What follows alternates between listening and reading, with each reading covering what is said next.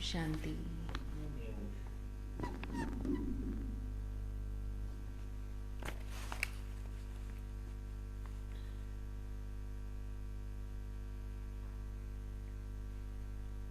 आज प्यारे बाप दादा के महावाक्य हैं।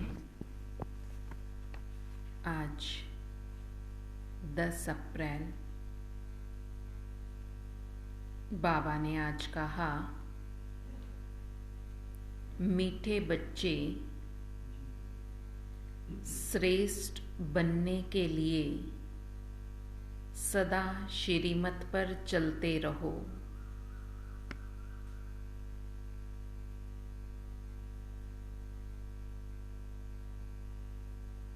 लक्ष्मी नारायण भी श्रीमत से इतने श्रेष्ठ बने हैं।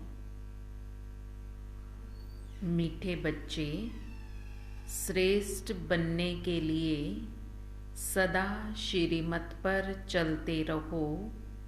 लक्ष्मी नारायण भी श्रीमत से इतने श्रेष्ठ बने हैं।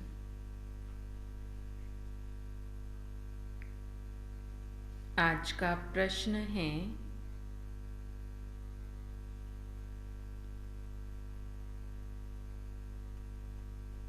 बाबा आज प्रश्न पूछ रहे हैं, भक्ति में गौमुख का यादगार क्यों बनाया है? भक्ति में जो गौमुख का यादगार बनाया है वह क्यों बनाया है? क्यों बनाया है?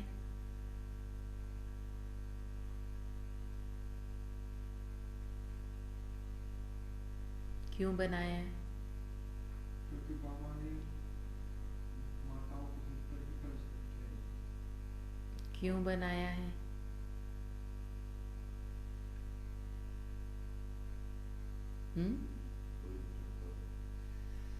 गौमुख का यादगार क्यों बना है?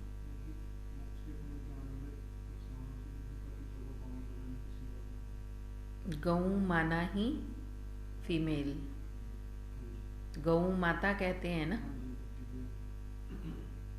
तो बाबा ने भी कहा, क्योंकि संगम पर बाबा ने ज्ञान का कलश माताओं बहनों के ऊपर रखा है।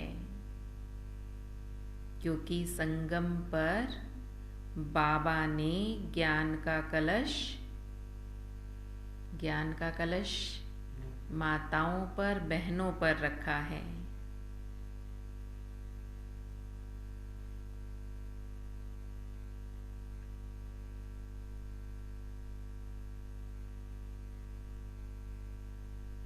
तुम माताओं के मुख से ज्ञान अमृत निकलता है।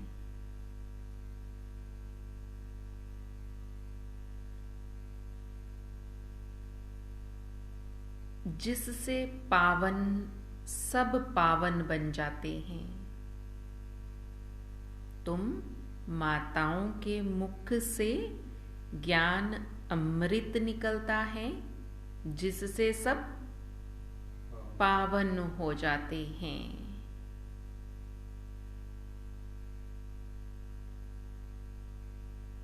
इसलिए भक्ति में गौमुख का यादगार बना दिया है।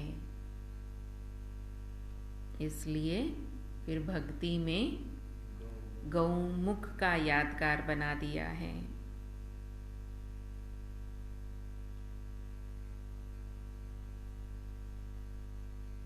तुम गौ माताएं हो।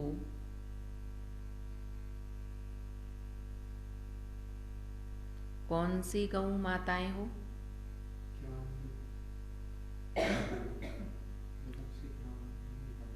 और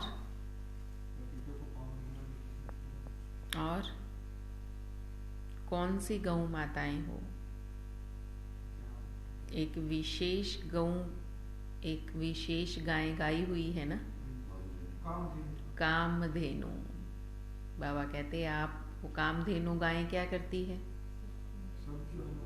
सबकी मनोकामना पूरी करती है। तो बाबा कहते हैं, आप कामधेनु गौ माताएं हो, तुम ही सबकी मनोकामना पूर्ण करती हो।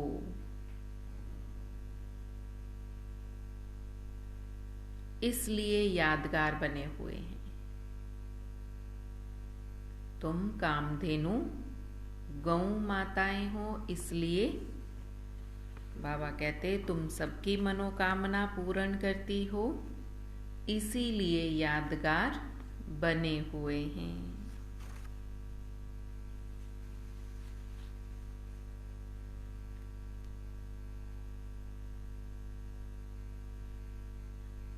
आज का गीत है, नयनहीन को राह दिखाओ प्रभु।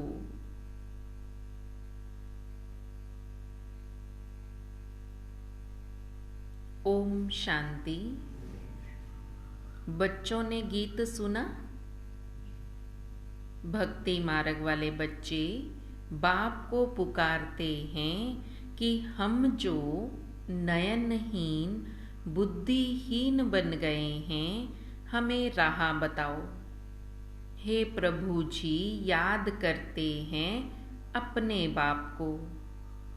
उनको परम पिता परमात्मा कहा जाता है। सभी जीव की आत्माएं बाप को याद करती हैं। हम इस पतित दुनिया में बहुत दुखी हैं। दर दर धक्के खाते रहते हैं। जहां भी जाते हैं एक्यूपेशन का किसी के कुछ भी पता नहीं है, बस धक्के खा रहे हैं। जा रहे हैं, माथा टेक रहे हैं, भीड़ में लगे हुए हैं, परंतु बाबा कहते ये भी नहीं पता उन्होंने क्या किया, तो भी भीड़ लगा रखी है तो धक्के ही खा रहे हैं ना। एक्यूपेशन का कुछ भी पता नहीं कि हम किसके पास जाते हैं। शिव के मंदिर में जाते हैं, परंतु उनको पता नहीं कि शिव कौन है। जहां भी जाएंगे जाकर माथा टेकेंगे, जानते नहीं हैं कि वह कौन है, कब आए थे। लक्ष्मी नारायण के मंदिर में भी जाते हैं, लेकिन ये नहीं जानते कि उन्होंने राज्य कब लिया, कैसे लिया, कुछ भी पता नहीं। दिलवाड़ा मंदिर में भी जाते हैं, वहाँ आदि देव बैठा है, परंतु जानते नहीं कि यह कौन है। जगदम्बा के पास जाते हैं, परंतु वह कब आई, क्या किया, कुछ नहीं जानते, सिर्फ जाकर माथा टेकते हैं, प्रार्थना करते हैं, बच्चा दो, यह दो, वह दो, ये कर दो, पर जानते तो कुछ भी नहीं। गौमुख पर भी जाते हैं, कितनी मेहनत करके सीढ़ियां उतरते चढ़ते हैं, पता कुछ भी नहीं कि वहां क्या रखा है। एक पत्थर का गौ का मुख बनाया हुआ है और उसमें से पानी निकल रहा है। कहते हैं गौ के मुख से गंगा जल निकल रहा है। अब जानवर के मुख से अमृत थोड़े ही निकलता है। तीर्थों पर भी जाते हैं, किसी के भी एक्यूपेशन को नहीं जानते कि ये कब आए, इन्होंने आकर क्या किया, हम क्यों इनकी पूजा कर रहे हैं। बुद्धिहीन होने के कारण पुकारते हैं, हे प्रभु आओ, आकर क्या करो, हमारी मनोकामनाएं पूरी करो, हमारी इच्छाएं पूरी करो। हे प्रभु, हे बाबा, क्योंकि वह सबका बाप है। मनुष्यों के 3 बाप कहे जाते हैं। एक है आत्माओं का बाप शिव बाबा, दूसरा सारी सृष्टि का बाप प्रजापिता ब्रह्मा, और तीसरा फिर हर एक का अपना अपना लौकिक बाप। भक्ति में भी एक भगवान को याद करते हैं कि हे भगवान, नयनहीन को राह दिखाओ।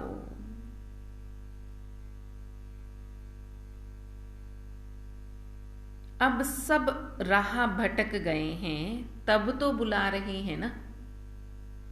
अब ऐसा तो नहीं है कि आंखें नहीं हैं, आंखें तो हैं, देख भी रहे हैं, पर इन आंखों के होते हुए भी फिर भी पुकार रहे हैं, नयनहीन को राह दिखाओ। तो जरूर कोई राह भटक गए हैं, तब तो बुला रहे हैं ना। जो हम सदा ऐसे ही बन जाएं, इसलिए पुकार रहे हैं। ऐसी राह चाहते हैं, जो भटक रहे हैं उस भटकन से छूट जाएं। यह कलयुग तो है ही दुख धाम, और सतयुग है सुख धाम। और जहां से हम आत्माएं पाठ बजाने आती हैं, उसको कहते हैं शांति धाम। आत्मा को ये शरीर रूपी बाजा अथवा ये कर्म इंद्रियां यहां मिलती हैं, जिससे आत्मा कर्म करती है। आत्मा तो है अविनाशी और ये शरीर है विनाशी। आत्मा है पारलौकिक परम पिता परमात्मा की संतान, शरीर है लौकिक बाप की संतान। आत्मा पारलौकिक परमपिता परमात्मा की संतान है, और ये शरीर लौकिक बाप की संतान है। आत्मा का बाप एक ही है, उनको याद करने से वर्षा मिलता है। बेहद के शांति और सुख का वर्षा कोई मनुष्य मात्र से नहीं मिल सकता।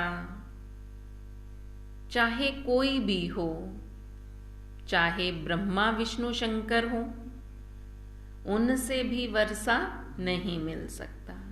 बेहद की बाबा क्या समझा रहे हैं? बेहद की सुख और शांति का वर्षा सिर्फ पारलौकिक बाप से मिल सकता है, और कोई भी बाप, लौकिक बाप ये वर्षा नहीं दे सकता। चाहे अब उसमें शरीरधारी बाप में चाहे ब्रह्मा है, चाहे विष्णु है, चाहे शंकर है, वो भी ये वर्षा नहीं दे सकते। परमात्मा एक शिव है। शिव परमात्माए नमः कहा जाता है, ब्रह्मा परमात्माए नमः नहीं कहते। ब्रह्मा देवताए नमः, विष्णु देवताए नमः, शंकर देवताए नमः कहा जाता है। शिव देवता नहीं कहते, शिव परमात्माए नमः कहा जाता है। तो ये सब बातें बाप ही तो बच्चों को समझाते हैं ना। शिव के भी जो मंदिर आदि हैं, उनके एक्यूपेशन को नहीं जानते। शिव के मंदिर तो कितने सारे हैं, फिर भी बाबा कहते उनके जाते हैं, माथा टेक कर, पानी चढ़ाकर, जल चढ़ाकर आ जाते हैं, परंतु एक्यूपेशन को नहीं जानते। ऊंचते ऊंच परमपिता परमात्मा शिव है, फिर रचना रचते हैं ब्रह्मा विष्णु शंकर की। शिव निराकार अलग है, शंकर आकारी देवता अलग है। बाबा अब शिव और शंकर की डेफिनेशंस बता रहे हैं, अंतर बता रहे हैं कि शिव निराकार है, अलग है, और शंकर आकारी है, देवता है। परमात्मा एक है और देवताएं अनेक हैं। ये पहेली अच्छी रीति समझनी चाहिए। पहले पहले तो बाप को जानना चाहिए, जो बाप हमें स्वर्ग की मालिक बना रहे हैं, जो बाप स्वर्ग रचते हैं, ऐसे बाप को जानना, ऐसे बाप को जानना क्या है? ऐसे बाप को जानना, उसमें ही मेहनत है। उसी के लिए तो मनुष्य धक्के खा रहे हैं ना। लक्ष्मी नारायण तो हैं स्वर्ग के मालिक।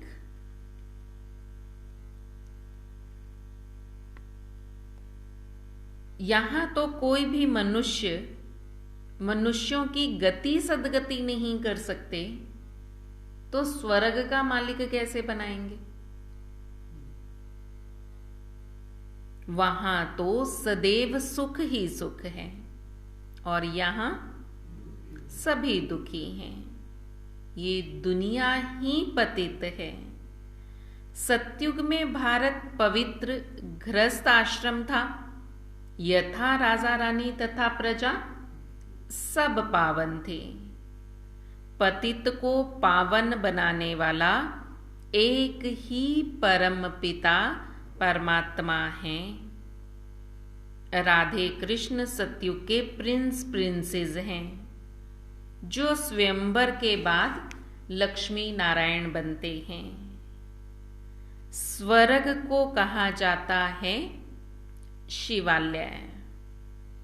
अब बाप सबको पावन बना रहे हैं इन भारत माताओं द्वारा, जिन्हों पर बाबा ने ये ज्ञान का कलश रखा है। भारत में पवित्र राज्य था, अभी है अपवित्र राज्य। गृहस्थ धर्म के बदले गृहस्थ अधर्म हो गया है। फिर बाप आकर पावन बनाते हैं। बाप आत्माओं से बात करते हैं। मैं परम पिता परमात्मा आया हूं तुम सब आत्माओं को पावन बनाने के लिए। गाते भी हैं, आत्मा परमात्मा अलग रहे बहुकाल, सुंदर मेला कर दिया जब सतगुरु मिला दलाल। तुम बहुत समय से बिछड़े हुए हो, अब बिल्कुल रोगी पतित कोड़ी तुल्य बन गए हो। तुम, बाबा कहते क्या थे? बहुत समय से बिछड़े हुए थे, जिसके कारण बिल्कुल रोगी पतित कोड़ी तुल्य बन गए हो। फिर तुमको अगर मेरे जैसा बनना है, तुमको अगर मेरे जैसा बनना है, तो क्या करें? पुरुषार्थ करो। ये भारत माता शक्ति अवतार है। यह शिव बाबा को अपना बाप मानती है। उनसे योग लगाने से ही शक्ति मिलती है, जिससे 5 विकारों पर जीत पाकर माया जीते जगत जीत बनते हैं। ये हार और जीत का खेल है। यह वर्ल्ड की हिस्ट्री ज्योग्राफी समझने से तुम चक्रवर्ती राजा रानी बन जाते हो। ये वर्ल्ड की हिस्ट्री ज्योग्राफी जब जान जाते हैं, तो बाबा कहते तुम चक्रवर्ती महाराजा महारानी बन जाते हो। बाप ही स्वर्ग के लिए पवित्रता, सुख और शांति का वर्षा देते हैं। यह राजयोग है। हठ योगी राजयोग सिखा नहीं सकते। अभी तुम बच्चों को श्रीमत मिलती है जिससे तुम श्रेष्ठ बन रहे हो। रावण की मत से तुम भ्रष्ट बने हो। भारत अब रावण की मत पर चलने से इतना दुखी और कंगाल बन गया है। जगदम्बा सबकी मनोकामना पूर्ण करने वाली थी। वह भी माता थी। जगदम्बा ने श्रीमत पर भारत को स्वर्ग बनाया था, इसलिए उनकी इतनी महिमा गाई जाती है। पवित्रता के बगैर तुम पवित्र दुनिया के मालिक बन नहीं सकेंगे। आधा कल्प भक्ति मार्ग चलता है। अब बाप कहते फिर पावन दुनिया का मालिक बनना है तो आकर समझो। अब श्रीमत मिलती है तो उन पर चलना भी तो है ना। अब श्रीमत मिल रही है तो बाबा कहते उस पर चलना भी है। मेरा तो एक शिव बाबा, दूसरा ना कोई। मनुष्य तो 84 जन्म लेते हैं, तुम हो शिव शक्तियां। शिव बाबा से योग लगाने से तुमको शक्ति मिलेगी, नहीं तो कभी स्वर्ग के मालिक नहीं बन सकते। पारलौकिक बाप से 21 जन्मों का वर्षा मिलता ही संगम पर है, इसलिए पुरुषार्थ करना है। बच्चों का भी कल्याण करना है, फिर स्वर्ग के मालिक बन जाएंगे। यह राजयोग की पाठशाला है। भगवानुवाच, मैं तुमको राजयोग सिखाता हूं जिससे तुम राजाओं का राजा, स्वर्ग का मालिक बनेंगे। मैं तुमको राजयोग सिखाता हूं जिस राजयोग से तुम राजाओं का राजा और स्वर्ग का मालिक बन जाते हो। सिर्फ बाप को याद करो तो तुम्हारी अंतमति सोगति हो जाएगी। बाबा तुम्हें सुख धाम में भेज देंगे। बाबा कहते हैं, मैं ही आकर सबको शांति धाम और सुख धाम में ले जाता हूं। सतयुग त्रेता में यह भक्ति आदि होती नहीं। सतयुग और त्रेता युग में ये भक्ति नहीं होती। वहां तो 21 जन्म अथह सुख है। अब बाप कहते इस रावण पर जीत पहनो। विकार के लिए शादी करना अपनी बर्बादी करना है। अगर विकार के लिए शादी करते हैं तो बाबा कहते ये अपनी बर्बादी करना है। परमपिता परमात्मा ने ऑर्डिनेंस निकाला है, पवित्र बनो तो जगत के मालिक बनेंगे। परमपिता परमात्मा शिव बाबा ने ये ऑर्डिनेंस निकाला है। ऑर्डिनेंस माना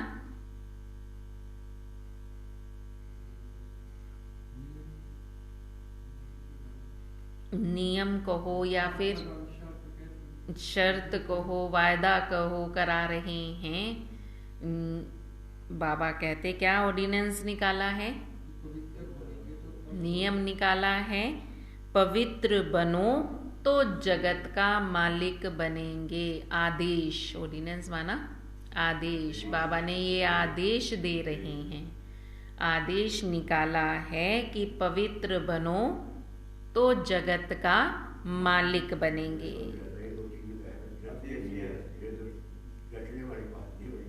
इस दुख धाम से शांति धाम, सुख धाम में चलना चाहते हो तो ये बातें समझो। कौन सी?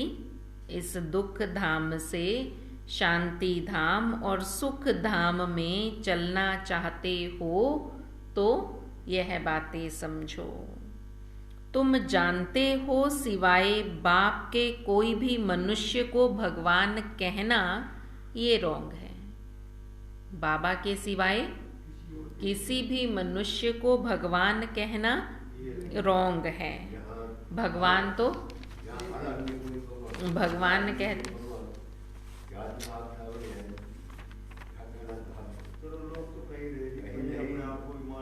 मैं ही भगवान हूँ, तो बाबा कहते कि देवताओं को भी भगवान नहीं कह सकते हैं, तो बाकी मनुष्य तो बड़ी दूर की बात है।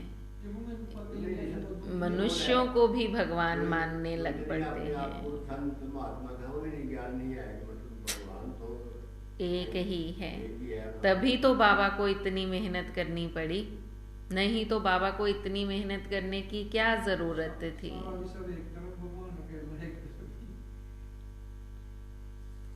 अभी तुम बच्चे शिव परमात्मा की, ब्रह्मा विष्णु शंकर की, लक्ष्मी नारायण आदि सबकी बायोग्राफी जानते हो। तुम बच्चे शिव परमात्मा की, ब्रह्मा विष्णु शंकर की, लक्ष्मी नारायण की सबकी बायोग्राफी जानते हो। अब तुम श्रीमत से ऐसे लक्ष्मी नारायण समान श्रेष्ठ बन सकते हो।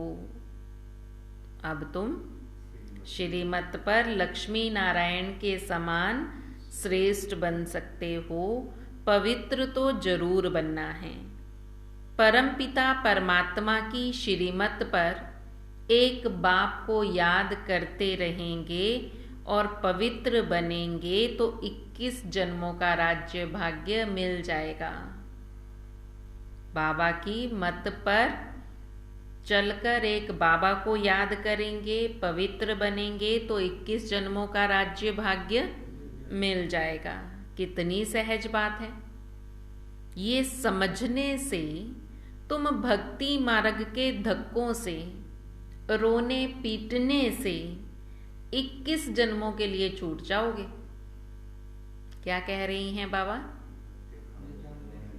ये समझने से तुम भक्ति के धक्कों से, रोने पीटने से 21 जन्मों के लिए छूट जाएंगे। समझाना है सतयुग की स्थापना कैसे होगी। ये समझने से फिर तुम धक्के नहीं खाओगे।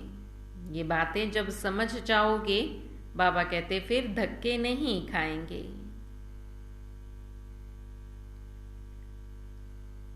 फिर यह चक्र कैसे फिरता है, सारे वर्ल्ड की हिस्ट्री ज्योग्राफी को समझो। यह तो मनुष्य ही समझेंगे। एक बाप की श्रीमत पर चलना है। सब पर दया तो एक बाप ही करते हैं। वह ज्ञान का सागर, सुख का सागर है। वही इन माताओं को ज्ञान का कलश देते हैं।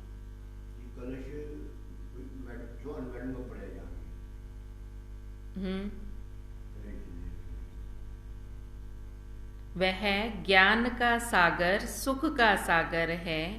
वही इन माताओं को ज्ञान का कलश देते हैं, जिससे सबको पावन बना सकते हैं। ये ज्ञान का कलश ही बाबा सब माताओं बहनों को देते हैं, जिससे पावन बन सकते हैं। बाकी पानी की गंगा पावन नहीं बना सकती। यह गौ माताएं हैं, जिन्हों को ज्ञान का कलश मिलता है। यहाँ तो पढ़ाई है, पढ़कर देवता बनना है। ब्राह्मण, देवता, क्षत्रिय, वैश्य और शूद्र, यह वर्ण हैं। ऐसे यह 84 जन्मों का चक्र फिरता रहता है।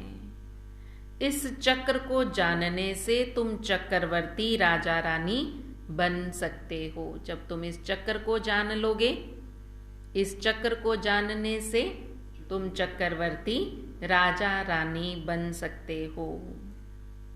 अच्छा, बाप दादा और मीठी मीठी जगदम्बा माँ का सिकी लदे बच्चों प्रति याद प्यार और गुड मॉर्निंग। रूहानी बाप की रूहानी बच्चों को नमस्ते।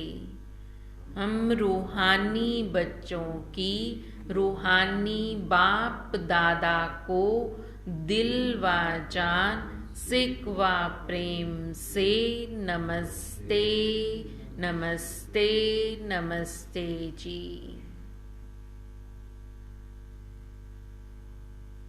धारणा के लिए मुख्य सार है। पवित्रता के बल से श्रीमत पर चल भारत को स्वर्ग बनाने की सेवा करनी है। पवित्रता के बल से श्रीमत पर चलकर भारत को स्वर्ग बनाने की सेवा करनी है।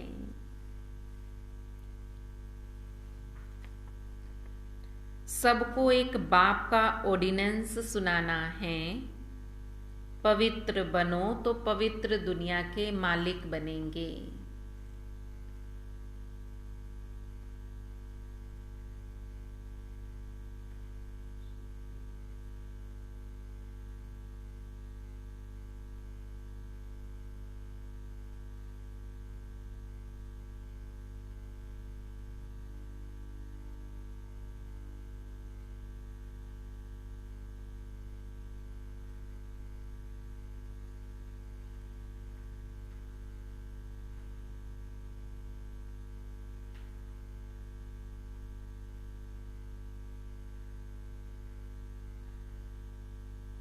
पवित्रता के बल से श्रीमत पर चल भारत को स्वर्ग बनाने की सेवा करनी है। सबको एक बाप का ऑर्डिनेंस सुनाना है कि पवित्र बनो तो पवित्र दुनिया के मालिक बनेंगे। हर एक को 3 बाप का परिचय दे। दुख धाम से शांति धाम और सुख धाम में हर एक को 3 बाप का परिचय दे। दुख धाम से शांति धाम और शांति धाम से सुख धाम में चलने की राह दिखानी है। भटकने से छुड़ाना है।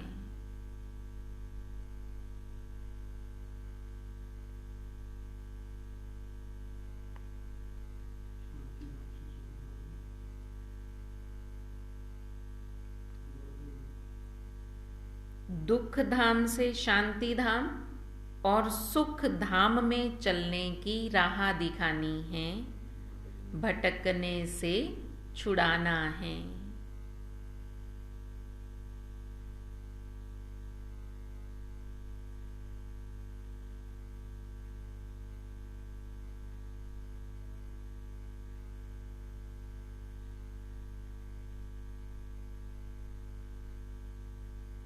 आज का वरदान है। सतगुरु बाबा आज वरदान दे रहे हैं। मर्यादा पुरुषोत्तम बन, सदा उड़ती कला में उड़ने वाले नंबर 1 विजयी भव। मर्यादा पुरुषोत्तम बन, सदा उड़ती कला में उड़ने वाले नंबर 1 विजयी भव।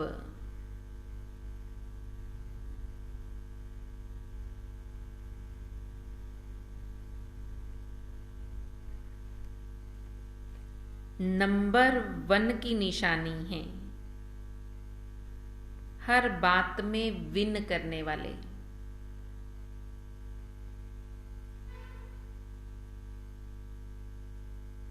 किसी भी बात में हार ना हो, सदा विजयी।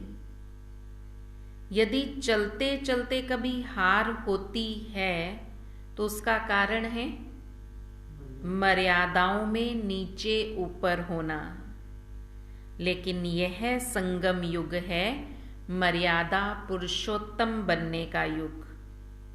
पुरुष नहीं, नारी नहीं, लेकिन पुरुषोत्तम बनना है। इस स्मृति में सदा रहो तो उड़ती कला में जाते रहेंगे, नीचे नहीं रुकेंगे। उड़ती कला वाला सेकंड में सर्व समस्याएं पार कर लेगा। जो उड़ती कला वाले होंगे वो सेकंड में सभी समस्याओं से पार कर लेंगे। आज का स्लोगन है, एक बाप के श्रेष्ठ संग में रहो तो दूसरा कोई संग प्रभाव नहीं डाल सकता। एक बाप के श्रेष्ठ संग में रहो तो दूसरा कोई संग प्रभाव नहीं डाल सकता। जब एक के संग में रहेंगे, बाबा के संग में रहेंगे, बाबा का संग सबसे श्रेष्ठ संग है। तो बाबा क्या समझा रहे हैं कि इस संग में रहो तो दूसरे किसी भी संग का प्रभाव आपके ऊपर नहीं पड़ेगा। अब मातेश्वरी जी के महावाक्य हैं, हम मनुष्य आत्माओं को पहले पहले कौन सी मुख्य पॉइंट बुद्धि में रखनी है जिस पर सबको खूब अटेंशन देना है। पहले पहले तो अपने को ये पक्का निश्चय कराना है कि हमको पढ़ाने वाला कौन है। दूसरी पॉइंट है, हम सभी मनुष्य आत्माएं हैं। हमारा पिता परम पिता परमात्मा है। हम आत्मा बच्चे हैं और परमात्मा हमारा बाप है। दोनों अलग अलग चीजें हैं। पहली पॉइंट क्या बताई, क्या बुद्धि में रखना है? हमको पढ़ाने वाला बाबा है। दूसरी पॉइंट, हम आत्माएं बच्चे हैं, परमात्मा हमारा बाप है और हम दोनों अलग अलग हैं। तीसरी पॉइंट, ईश्वर बेअंत नहीं है। ईश्वर सर्वत्र नहीं है।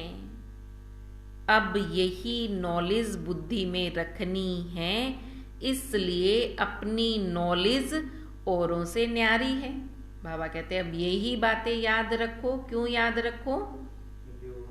क्योंकि ये बातें औरों से न्यारी हैं। भले दुनियावी मनुष्य समझते हैं हमको परमात्मा का ज्ञान है। अब उनसे पूछो बाबा में कौन सा ज्ञान है, तो कहेंगे ईश्वर सर्वव्यापी है। अब परमात्मा तो कहता मेरा ज्ञान मेरे द्वारा ही मिलता है। जैसे बैरिस्टर द्वारा बैरिस्ट्री का ज्ञान, डॉक्टर द्वारा डॉक्टरी सिखाई जाती है। भल वहां बैरिस्टर भी अनेक होते हैं। एक बैरिस्टर से ना पढ़ा तो दूसरा पढ़ाएगा। यहाँ तो बैरिस्टर भी बाबा कहते बहुत हैं। एक से नहीं पढ़े तो दूसरा पढ़ाएगा। एक डॉक्टर से ना पढ़ा तो दूसरा डॉक्टर पढ़ाएगा। मगर यह ईश्वरीय नॉलेज सिवाय एक परमात्मा के बगैर कोई भी मनुष्य आत्मा, चाहे साधु संत महात्मा हो, वो भी नहीं पढ़ा सकेगा। तो हम कैसे समझें कि इन्हों में कोई परमात्मा का ज्ञान है? और चौथी पॉइंट है, परमात्मा युगे युगे नहीं आता, बल्कि परमात्मा कल्प कल्प एक ही बार इस संगम युग पर अर्थात कलयुग के अंत और सतयुग की आदि के संगम पर आता है। अनेक अधर्मों का विनाश कराए एक आदि सनातन देवी देवता धर्म की स्थापना कराता है। अब लोग कैसे कहते हैं परमात्मा युगे युगे आता है? ऐसे भी कहते हैं कि गीता का भगवान श्री कृष्ण वो द्वापर में आया है। अब इन सभी बातों को तुम बच्चों को सिद्ध करना है। गीता का भगवान श्री कृष्ण नहीं है, गीता का भगवान शिव परमात्मा है, और वो भी द्वापर में नहीं आता, वो भी संगम युग पर आता है। 5वीं पॉइंट, गुरु बगैर घोर अंधियारा कैसे हुआ? वो गुरु तो कोई अंधियारे को दूर नहीं करते। वो गुरु कौन है? मनुष्य सृष्टि उल्टा झाड़ कैसे है? हमको अपने 5 विकारों पर जीत कैसे पहननी है? ये सब बातें तुम बच्चे ही जानते हो।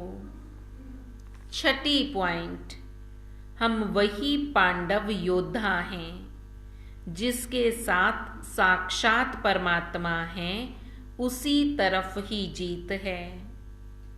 और 7वीं पॉइंट, परमात्मा खुद सर्वशक्तिवान है, तो जिन्होंने परमात्मा का पूरा साथ लिया है उन्हों को ही परमात्मा द्वारा लाइट माइट दोनों ताज मिलते हैं।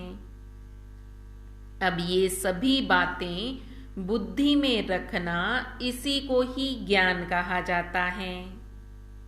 बदनसीबी और खुशनसीबी, ये 2 शब्दों पर ही सारा मदार चलता है।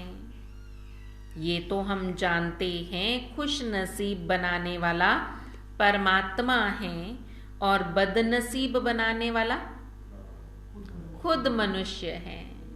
बदनसीबी बाबा कहते खुद मनुष्य अपने जीवन में लाता है, खुश नसीब हमें भगवान बनाते हैं और बदनसीबी हम खुद लाते हैं। जब मनुष्य सर्वदा सुखी है तो उन कहते हैं किस्मत। जब सब सुखी हैं, अपने आप को सुखी समझेगा मनुष्य तो कहेगा मेरी किस्मत, और जब दुखी होगा तो कहेगा भगवान ने दिया दुख। तो वो भी तो अपनी ही किस्मत है ना, तो वह बदनसीबी समझते हैं। तो बदनसीबी कैसे आई? वो बदनसीबी की किस्मत कैसे बनी? अपने कर्मों से ही तो बदनसीबी बनी ना। हम ऐसे नहीं कहेंगे बदनसीबी व खुश नसीबी कोई परमात्मा से मिलती है, नहीं। ये समझना सबसे बड़ी मूर्खता है। परमात्मा तो हमें खुश नसीबी देते हैं, खुश नसीब बनाते हैं। श्रेष्ठ कर्म करने से हम खुश नसीब बन जाते हैं ना, तो बाबा ही आकर हमें श्रेष्ठ कर्म सिखाते हैं, जिससे हम खुश नसीब बन जाते हैं। परंतु तकदीर को बिगाड़ना या तकदीर को बनाना, ये सब कर्मों के ऊपर ही मदार है। ये सब मनुष्यों के संस्कारों के ऊपर है। फिर जैसे पाप और पुण्य आत्मा का संस्कार भरता है, वैसी ही तकदीर बनती जाती है। परंतु मनुष्य इस राज को ना जानने के कारण परमात्मा के ऊपर ही दोष रखते हैं। ये राज नहीं जानते तो इसलिए भगवान पर दोष रख देते हैं।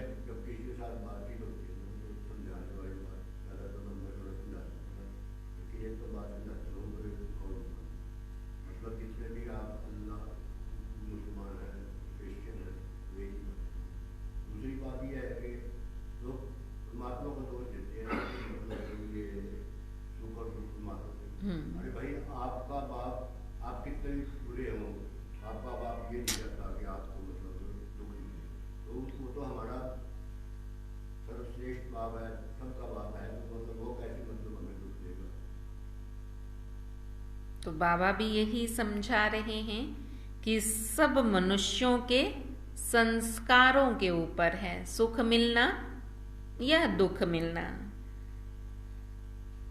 फिर जैसे पाप और पुण्य का संस्कार भरता है, वैसी ही तकदीर भी बनती है। परंतु मनुष्य इस राज को ना जानने के कारण दोष भगवान पर लगा देते हैं। अब देखो, मनुष्य अपने को सुखी रखने के लिए माया के कितने तरीके निकालते हैं। फिर उस माया से कोई अपने को सुखी समझते हैं और कोई उस माया का संन्यास कर माया को छोड़ने में अपने को सुख समझते हैं। मतलब तो कई प्रकार के प्रयत्न करते हैं, परंतु इतने तरीके करने के बाद भी रिजल्ट क्या हुई? दुख। कोई माया को अपनाकर सुखी है, कोई माया को छोड़कर अपने को सुख का अनुभव करना चाहते हैं, लेकिन बाबा कहते दोनों की ही रिजल्ट दुख है। जब सृष्टि पर भारी दुख होता है तब उसी समय स्वयं परमात्मा आकर गुप्त रूप में अपने ईश्वरीय योग पावर से दैवी सृष्टि की स्थापना कराए सभी मनुष्य आत्माओं को खुशकिस्मत बनाते हैं। क्या होता है? जब सृष्टि पर दुख होता है तो उस समय बाबा भगवान परमात्मा स्वयं आते हैं, गुप्त रूप में आते हैं और अपने ईश्वरीय योग की पावर से दैवी सृष्टि की स्थापना करते हैं और सब आत्माओं को सुख देकर खुश किस्मत, खुश नसीब बना देते हैं। तो ऐसे बाप को जानकर उनको याद जरूर करना है और अपने कर्मों को श्रेष्ठ बनाना है, ताकि हम भी खुश किस्मत, खुश नसीब बन जाएं। अच्छा, ओम शांति।